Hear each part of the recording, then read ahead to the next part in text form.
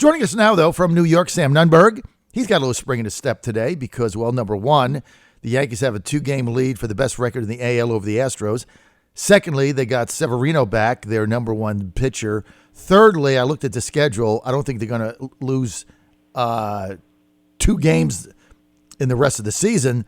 So I don't see how the Astros are going to catch them. The only shot we've got is somehow they lose 2 games. We win out, and we hold the tiebreaker 4-3. But here's the problem.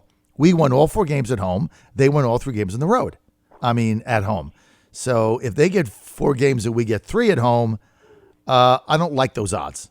So, Sam, I'm not feeling good today. We just lost 3 in a row to Oakland. You got Severino back. Everything is working for you guys. It's going to be some playoff, I can tell you that.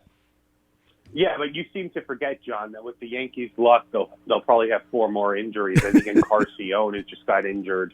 I've never seen a season like this. The thing is, you really have to give it to, I don't want to bore your audience, but you really have to give it to Brian Cashman. Here's one time where, yes, Brian Cashman does have the Death Star. He does have unlimited money. I'm talking about the Yankees GM. Right.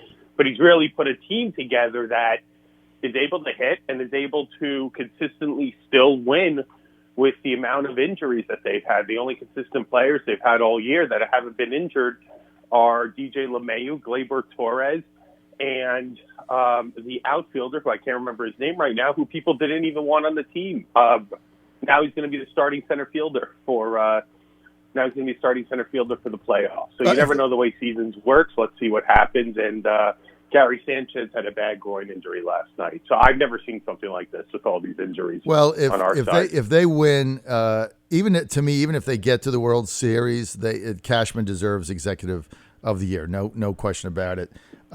Dealing with all these injuries that they've had, and they still got right now. They got the best record in baseball. We can make fun of the Red Sox, right? They're about to be eliminated. Right. Worst to first, champs to chumps, winners to whiners. So when I do my show in Lewandowski's studio at his house, just to piss me off, like he purchased, I don't know how much he spent for this, right?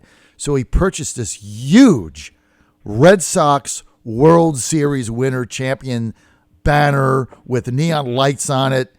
And I was away one week and he had it installed there right in front of where I sit for my studio and plugged it in to turn on the flashing lights. So, Red Sox fans is obnoxious. That was just obnoxious, Sam. And then every time I'm there, he'll come downstairs and will just turn the switch on to just piss me off. So, Corey, champs to chumps. And when I said that to him the other day, he immediately changed his subject and said, "Hey, did you see the Pats game Monday night?" See, that's what they do. They just change the subject to the Patriots. Right? Well, there's another I don't know, that team, they just get better every year. The minute Antonio Brown got released, I texted my friend I'm in fantasy football with. He was making fun of me because I have Antonio Brown. I said, "What are you laughing about? He's going to be on the Patriots." You were right. I was right, yeah. All right, Sam. A lot of baseball, but we only got 10 minutes. I really wanted to get your take on the Democratic debate last night. What you thought, winners, losers? Well, first of all, the obvious winner here, and I don't want to, your audience knows they're going to hear this, but I wouldn't say it unless I felt it, was Donald J. Trump. Mm-hmm. Now, why? Because if this is the best that Joe Biden can do, granted, yes, it was 3 hours, but if this is the best he can do this early, 14 months away from a potential October 2020 debate with the president, then the president is 100% right, as we are. Joe has really lost a step. He doesn't have the same kind of fluidity, let's say, or the same kind of real energy that he had when he destroyed Paul Ryan, let's say in 2012. You remember that was probably one of the pinnacles about why Obama was able to win after his first debate. But getting to the brass tacks here, of course, all 3 debates, as they've consistently shown, essentially 7 of them, because you had 2 separate is they always start with the healthcare, going on about healthcare and socialized medicine as if their programs are any really different, as if they're not going to raise taxes, as if they're not going to make premiums harder, as if they're not going to be terrible on doctors. I thought that Biden certainly won that exchange with Bernie Sanders. The interesting thing to me was that Elizabeth Warren continues to be able to stay above the fray. She continues to be able to wink, wink, I'm with Bernie, but, I'm not as crazy as Bernie. So she didn't really take any incoming herself. I think that she used this debate. She wanted to lay down her roots in Texas. She also, interestingly, she endorsed a radical Democrat who's trying to primary the sole NRA supported Democrat, right, in Texas as well. I can't see a lot of movement. The short of it is I can't see a lot of movement. There's not going to be some tectonic shift from this. It's not going to be as if, after Kamala Harris's first debate performance. But what I think we did see here, John, and I'm interested in your take, is this is a three-way race.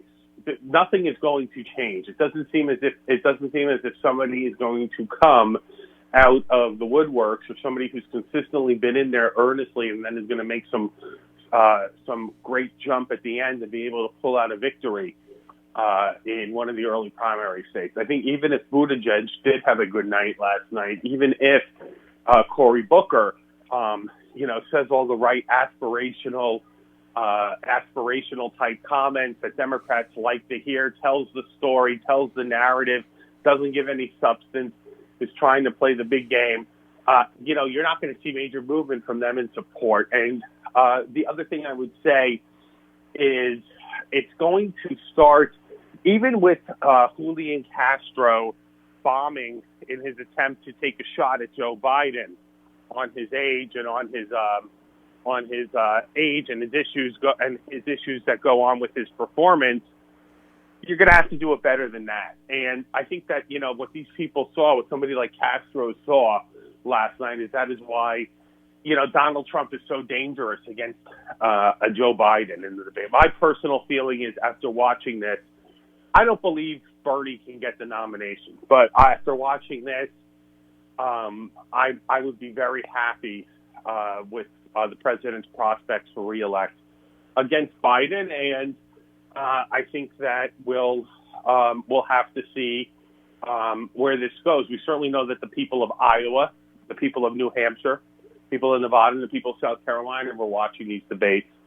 But the other issue is here's where you do see bias, and the bias is this: you have obviously four Democrat moderators, including Jorge Ramos.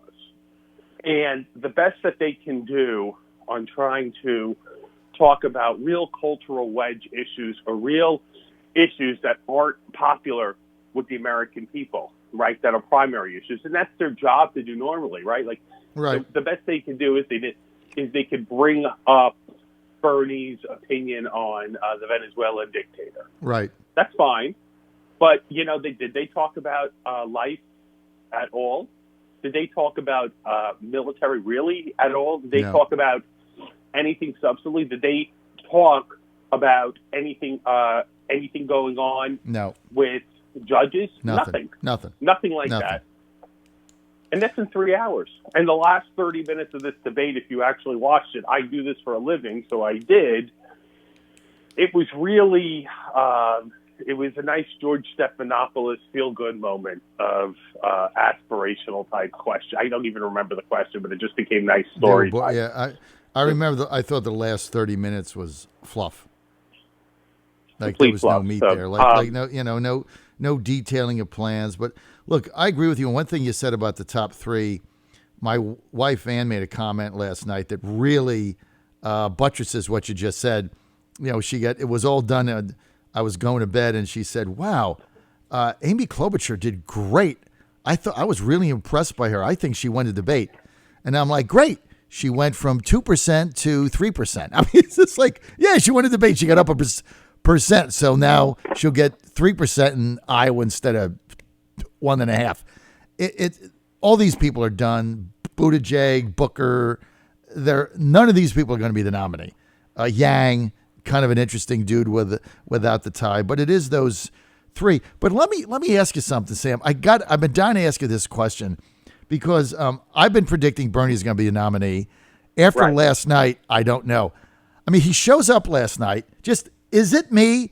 Like, he had no makeup on. His glasses were hanging down over his nose. He didn't comb his hair. His jacket was not pressed. His shirt was wrinkled. It's like he just jumped out of a plane. He just came off the campaign trail sweating. Then he had lost his voice earlier sometime in the week, so it was just coming back. He was screaming into the mic, and he was hunched over like an old man.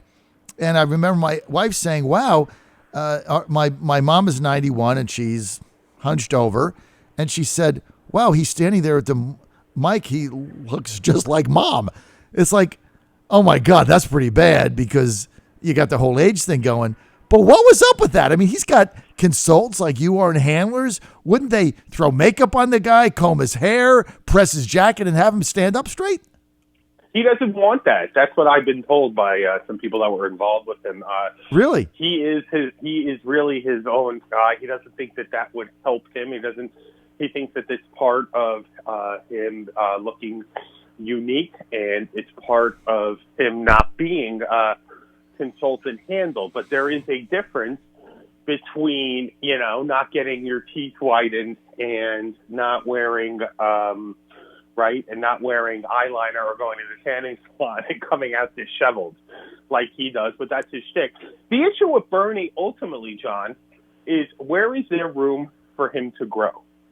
And I think that what he has, but it's like his floor and his ceiling are the same.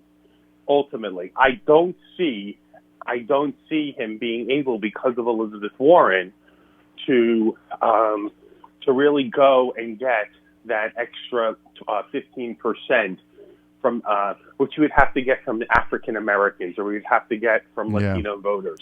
I just don't. I agree with you. I think that's spot on. I think he's stagnant. I think his support is like a rock. It's there, but it's not going to grow. And as I watched him last night, and I'm rooting for the guy because, look, I thought he got cheated. Oh, Trump would destroy him. Trump would destroy him. I'm rooting for him, too. Out of those three, he's the easiest to beat. Yeah. But I'm like, I couldn't imagine him being the nominee after last night. It's like, I mean, okay, I get the whole shtick, but, stand up straight and comb your hair. At least do that. John, or put your glasses on so they're not like hanging over your nose. But, that's just me. And then he was like screaming into the mic. He was like screaming like he was. It's like he got to that debate and he was pissed off. Something pissed him off during the day. He's let's pissed also off. Think about where this show's about Warren. And that's why I continue to say she's dangerous.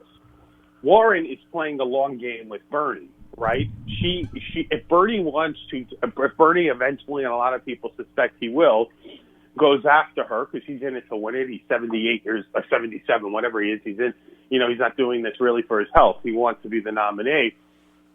She has positioned herself that she should be able to get his supporters, and if he attacks her as not socialist enough, he will end up hurting himself. He will end up looking as if he is really, being an angry old man hitting a woman, right, in this debate, and that's certainly not going to be a good look in the Democrat primary. And what that should really show you is, once again, do not underestimate Elizabeth Warren. Donald Trump, I am not saying Donald Trump will lose to her. I don't believe so. But what I'm also saying is, if you think you can just have Tourette's and say Pocahontas socialist, and you're going to beat her, it will not be that easy. That's what I'm saying. She is playing this game where she has come from where we all thought she was dead, and it was something so embarrassing, John. I've never seen anything like this with her DNA that she released. She has come from that to where she is the probable Democrat nominee. That's right. And I just don't think we can be underestimating our opponents here. No, you're right. Look, hey, Sam Nunberg, great analysis. I really appreciate it. That's why I wanted to have you on today on Friday after this debate. Best analysis we've had so far. I know you're a professional at the stuff, but Really good analysis. Okay, if you had to predict now, who would you say was going to be the nominee? I will.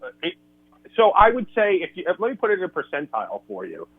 I'd say 52.5% it's Elizabeth Warren, 47.5% it's Joe Biden. It's one of them. That's what I think, and I think it'll probably end up being Elizabeth Warren. But Biden could do it. The short answer, John, if Biden wins Iowa, or if Biden wins Iowa, he's the nominee. If Warren wins Iowa, she'll be the nominee. I have to tell you that I'm coming closer to your way of thinking after last night. I can't envision Bernie Sanders being the Democratic nominee. I don't think they're going to nominate him.